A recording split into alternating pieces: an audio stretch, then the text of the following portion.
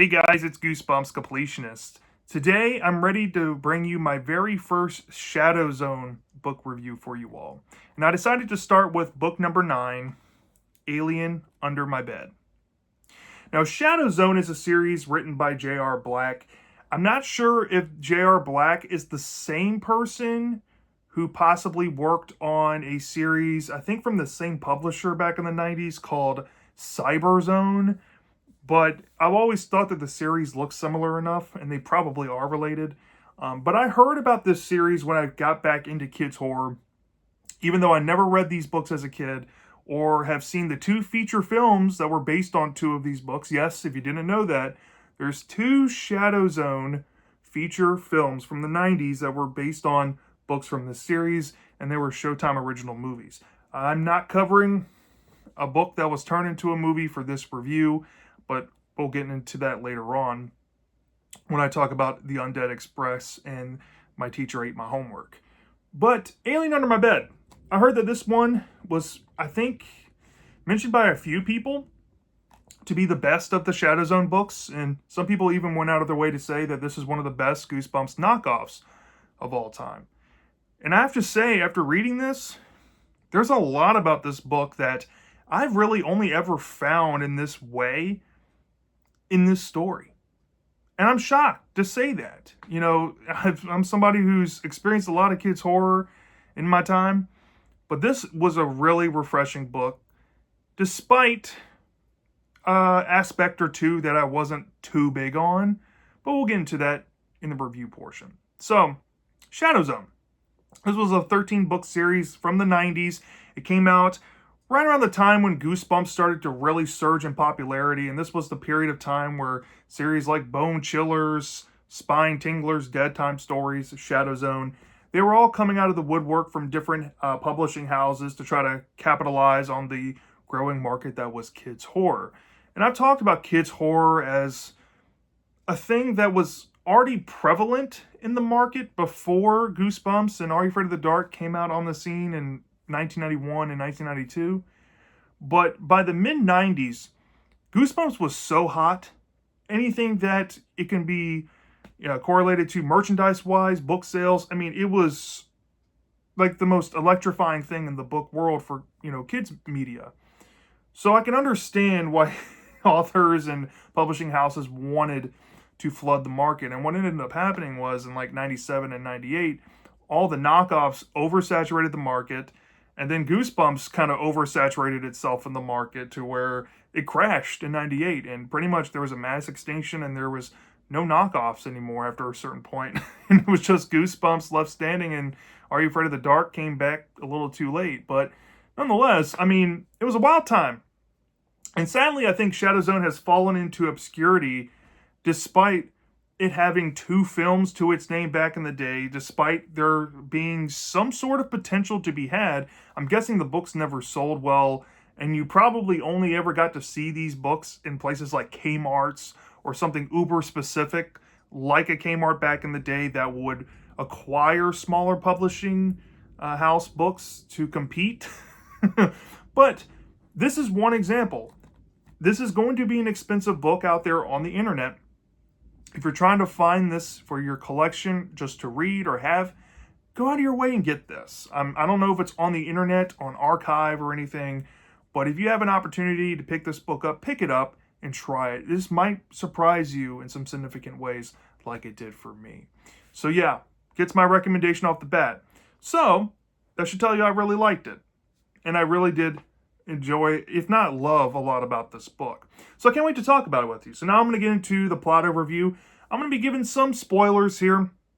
This is an obscure book, so I know with the obscure books, some people don't care if I give too much away because they'll probably never read it. So for those that like that, cool. But if you want to read this book, I do recommend my reviews work best if you read the book first and then watch to hear my thoughts. So if you're able to do so, please do that before you listen to what I have to say about it. But anyways, let's talk about the book. So the story is basically one of the most linear books I've ever read in kids horror. It's straight and to the point. The story is about this 6th grader named Haley and she has found herself now in a new family. By when I say that, I mean like her and her dad have moved in with her stepsister and her new stepmom into their place. And Haley's stepmother, who I think is named Chloe, has went out of her way to paint Haley's new bedroom green, and Haley doesn't like the color, and we get a sense off the bat that Haley really hates it in this house, and she feels like nobody listens to her or cares about her input. So she has decided to retaliate by being a smart ass to everybody. And being like passive aggressive and a smart aleck whenever there's a quip to be had. And this is going to take a lot of you for a loop, because I guarantee you nobody has ever read a character like Haley, and the closest thing I can compare her to is maybe Alex Hunter / Alex Blackwell, if you're talking about the book or episode version of this story, from Werewolf Skin from Goosebumps. Haley is a fun character, okay? And her monologue in this book is absolutely fantastic, by the commentary she gives the readers, by how she's processing events happening in the story, and how she really tells what she's thinking to the reader. It's hilarious. It's very, I don't know how to put this, validating if you understand her mentality on things, I would say. If you're kind of a pessimist on life, I guess. But anyways, Haley, we get a sense that she not only doesn't like her stepmom Chloe, but she really doesn't like her stepsister Angelique. And Haley tends to think of Angelique as this prim and proper, poisey type of girl. She's in with the popular crowd at the middle school, and Haley is in a self-touted group of dweebs that can't really make friends because they're all jerks. And Haley owns up to it. She's not like somebody in denial about it. No, she's very honest with the reader about it, which is very refreshing too. But yeah, you can clearly tell that her and Angelique are polar opposites. Well, there's this phenomenon that's been happening prior to the events of the beginning of the book, but Haley gets us caught up to speed that there's been these weird lights outside of her bedroom at night, and she's tried numerous times to tell Angelique that there's lights outside, but Angelique's like, yeah, you're just pulling my chain. You're trying to play a prank on me, like people like you at our school do. So Haley's like, all right, screw me, right? Don't listen to me. I'm just some kook trying to mess with you. But one night, of course, these lights come out again, and she's like, well, what's the point of me going to try to tell Angelique? She's just going to tell me to screw off. And we get a sense of why that is, where she's being told by her dad to try to play nice with her stepsister and go say goodnight to her and do the right thing.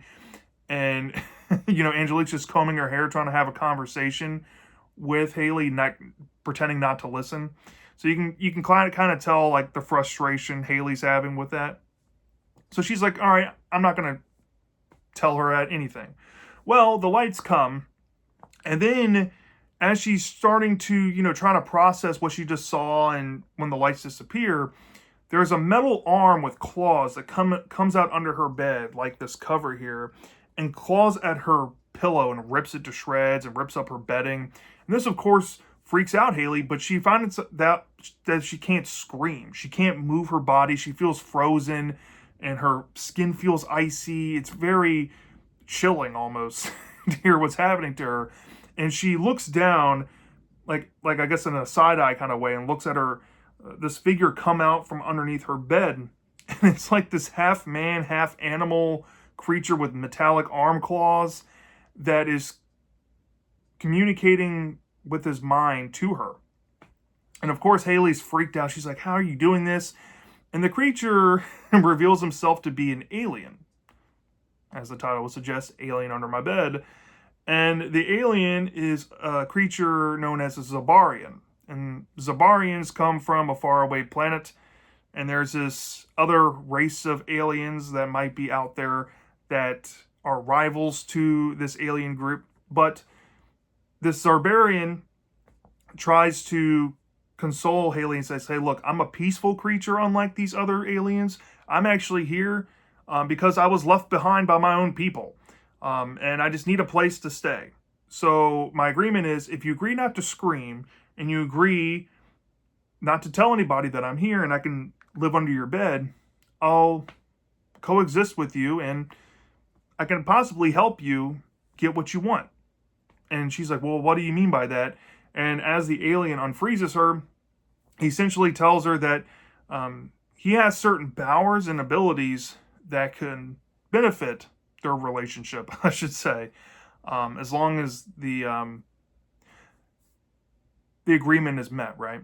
But there turns out a situation where, let's say Angelique overhears some commotion, and she gets involved, and the alien puts a stop to Angelique.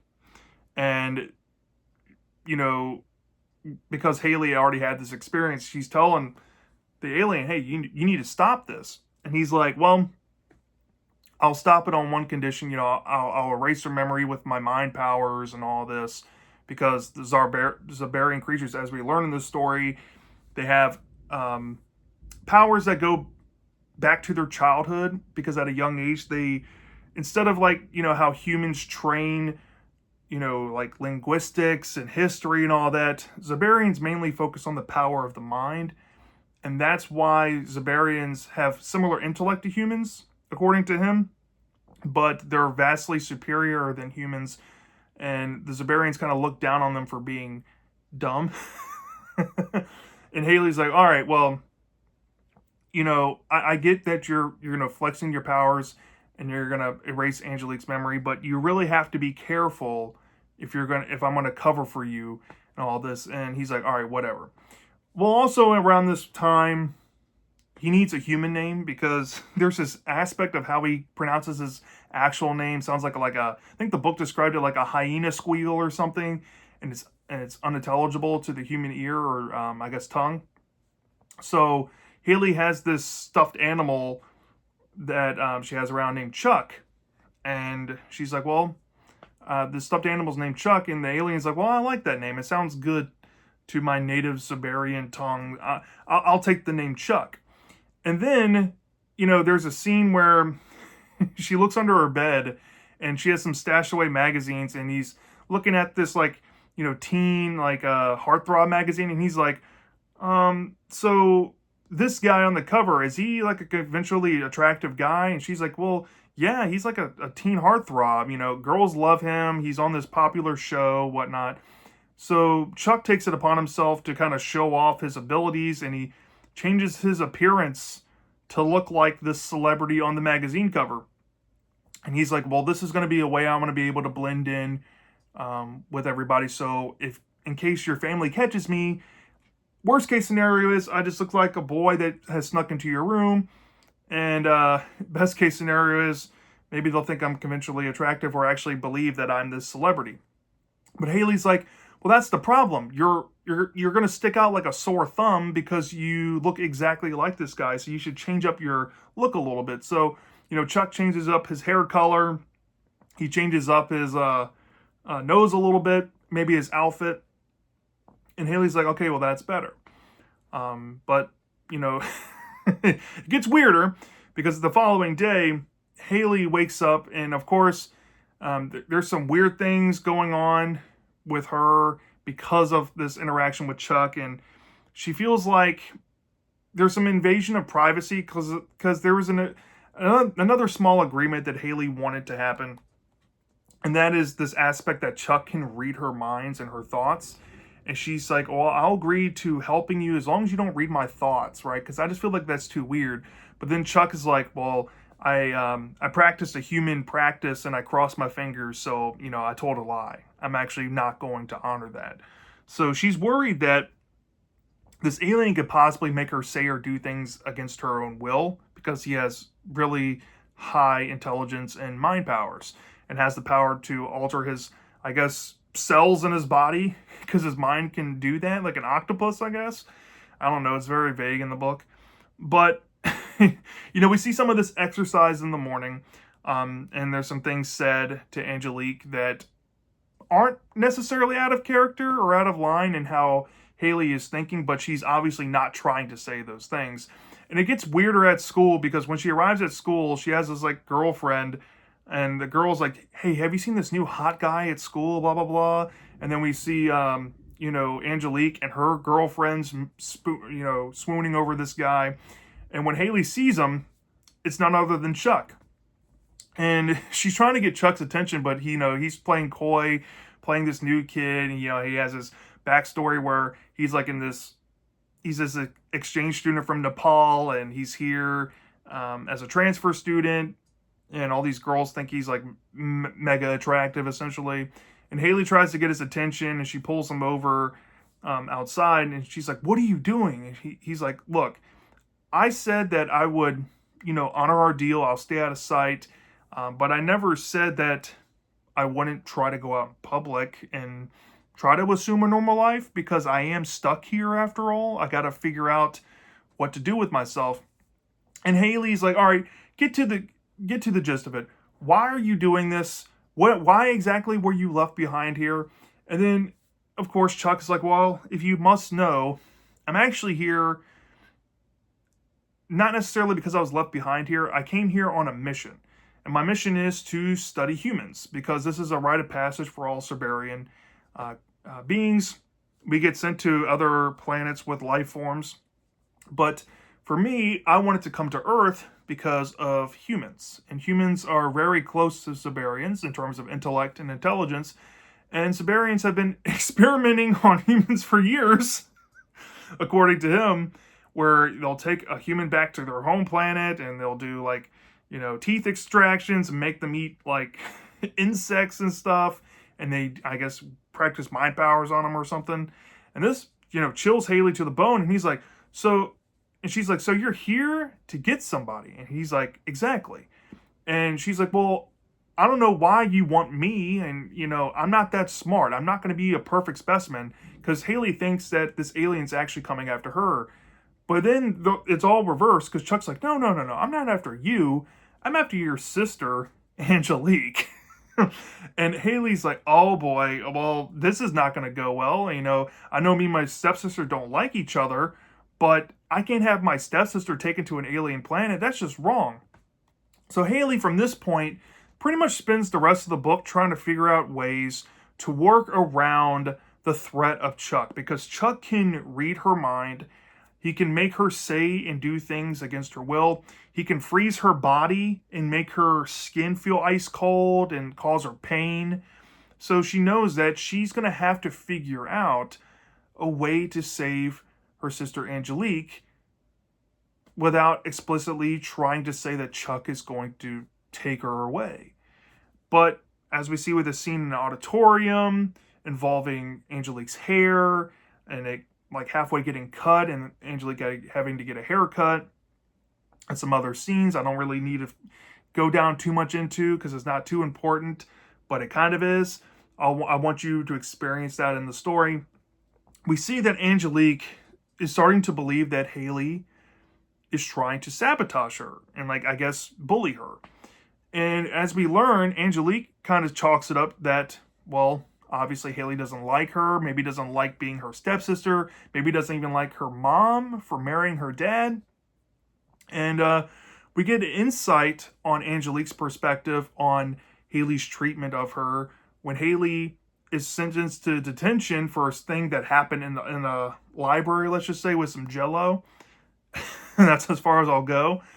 And Haley picks up a piece of paper that belongs to Angelique, and it's actually a note to Angelique's estranged father that lives in Hawaii that basically wants nothing to do with her.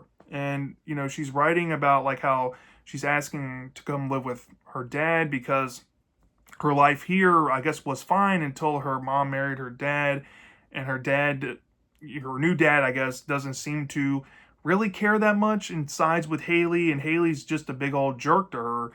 So she thinks that she has a better life opportunity to go move to Hawaii.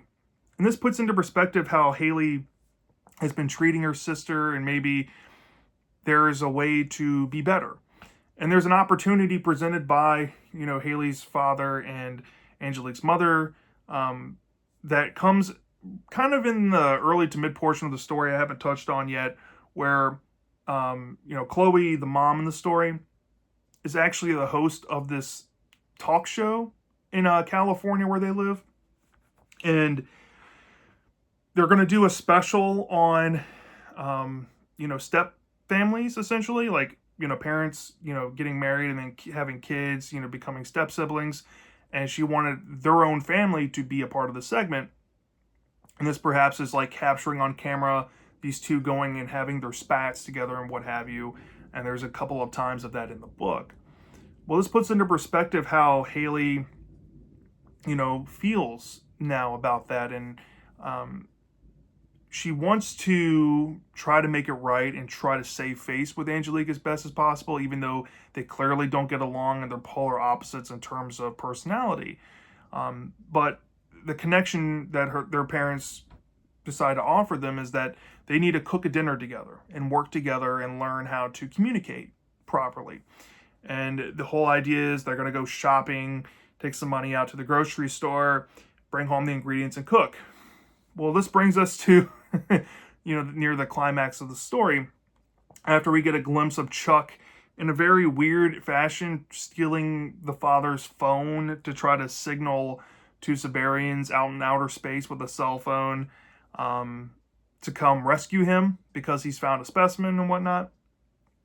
And I guess Haley knows that the clock is winding down, and it comes to a point where it's the day of the final taping for this TV segment, and it's the day of the family dinner. And Haley, of course, tries to reconcile with Angelique, tries to make, lemons into lemonade and go shopping at the grocery store, but she decides that maybe the best way to avoid Chuck from abducting Angelique is to keep a watchful eye on her the entire time and never let her leave her eyesight.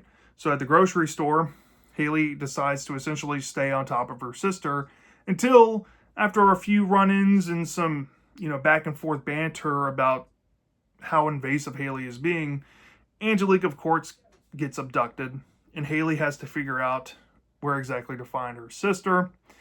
And this leads her to a wild goose chase, kind of a heart-to-heart interaction with her new stepmom in the process. And through that, she's able to find Angelique. And there's this weird aspect of how when she finds Angelique, she perhaps is frozen, similarly to how Haley was frozen early on in the story. But Haley, I haven't touched on this either, was possibly taught a certain power with her mind through her quote-unquote friendship, or I guess reluctant friendship with Chuck. So she tries it out on her stepsister, and it perhaps works and frees her from this figurative frozen nature. And the two of them decide to go find their parents at the film studio, and when they end up there, they see that Chuck is there pretending to be a stagehand.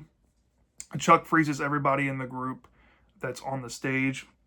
And this is the climax of the story, where Chuck essentially tries to make it seem like he's been trying to get Angelique this whole time, and Haley is just getting in the way, and if she's not going to get away, it's not going to be ending pretty for her. But, we see Siberians come into play, and there's a massive recontextualization about who the Siberians are in terms of their relation to this Chuck. And Chuck's entire motive for actually being on Earth is not what we thought at all. And he's perhaps been lying to everybody the whole time. And the execution of it, I'm just going to say it like this, is very DCOM. Very Disney Channel original movie. And once we learn that, and once we get the resolution that's offered from that reveal, the story quickly wraps up after that point, and we see what's going to become of Haley and Angelique, and perhaps their newfound appreciation with each other through this whole ordeal they've been through. But the ending implies that it may not be over, and perhaps an alien, maybe another Siberian, or possibly another species that the Siberians warned them about, let's just say, might be around. Who knows? And that, in a nutshell, is Alien Under My Bed. So, I try to skim the surface as best as possible in the story without giving the actual, what happens away. But sometimes I'll go into more specifics when I think it's needed here. And this was definitely a book with a lot going on. Like I said, it's a very linear story. And what I mean by linear is that it every event, every chapter is in sequential, consequential action from the previous chapter. And there's so much density to the story that, you wouldn't think that a little 127 page book, I mean, this is a tiny book in comparison to most kids' horror books out there, would pack so much story in it, but this has a ton of it. And trust me, you need to go read this whole thing to get the grand scope of what I covered there. So, yeah, this book, I have tremendous positives. And I guess I'll start off with one of my favorite things about this book. Haley and her monologue are fantastic. I'm not familiar with how J.R. Black writes these Shadow Zone books. I've only read one, like I said. But if the monologue writing and the character writing is as fresh, as detailed, and as lively as this book is, I cannot wait to sink my teeth into more Shadow Zone. Haley is a fantastic character. She's not a perfect goody two-shoes kind of character. She's not like a geek archetype that's rootable like you'll find in Goosebumps, or like this really over-the-top caricature that you'll see in like Are You Afraid of the Dark? No, she feels like a real person with real faults. She has snarky quips. She's a wise ass, and she's funny. I mean, she's super relatable, and she really makes this book pop. And how the story carries her character and her relationship with her sister Angelique gives a genuine arc to her. And there's a moral and a lesson learned with her character, and about how she treats her family, especially her stepsister, and perhaps teaches her a lesson about herself and how she can grow and admit that it's okay being wrong, and it's okay to try to make amends to mistakes that you made. And I think it's a really powerful message to have in a story like this.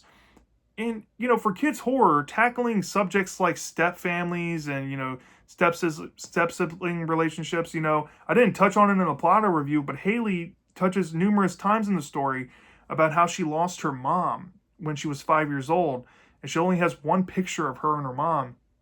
And there's actually this one scene where she's practicing set ability I did mention in the plot overview, that Chuck was teaching her on her own, and she had a vision of her mom and how that made her like emotionally break down a little bit and realize that, it's okay.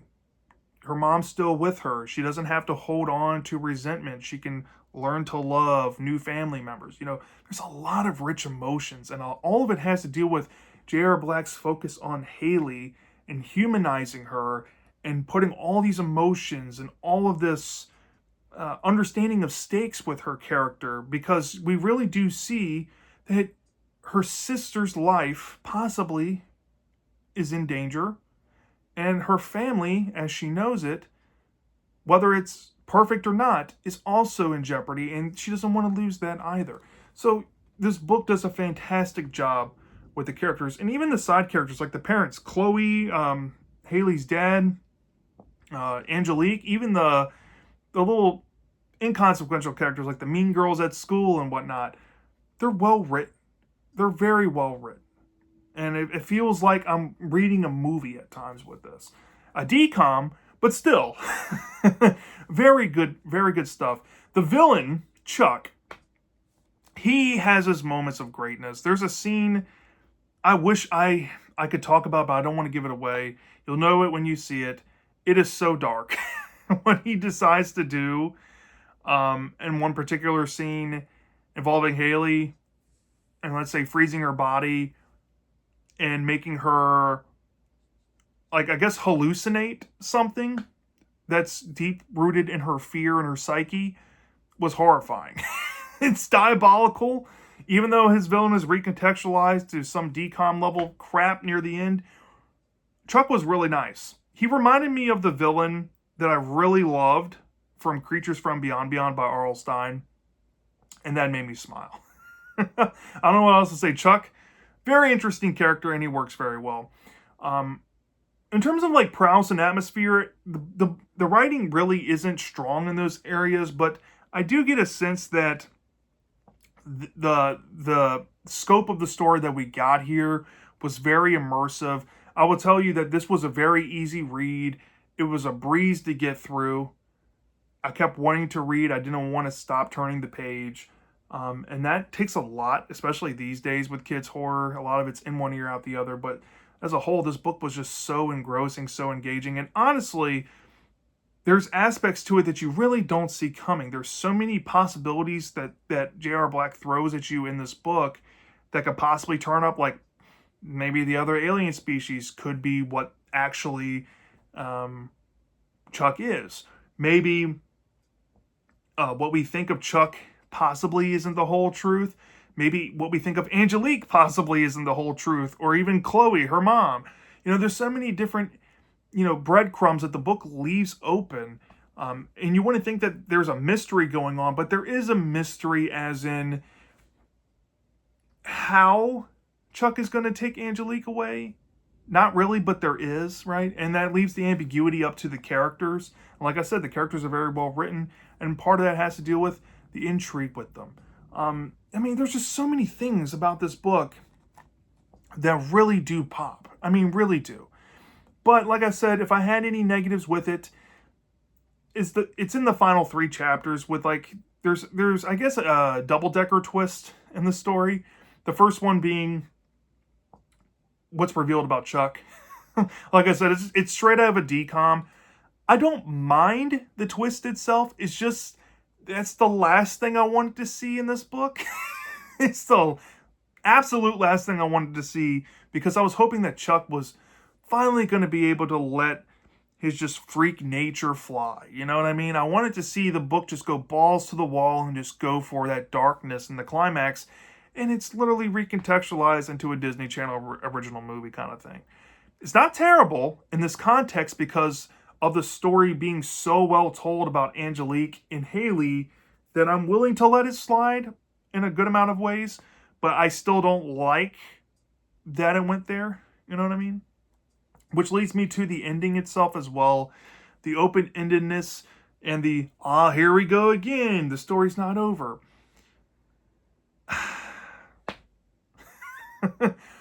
Why? It's one of those things where it wouldn't be bad. The ending would not be bad to me if the climax was good.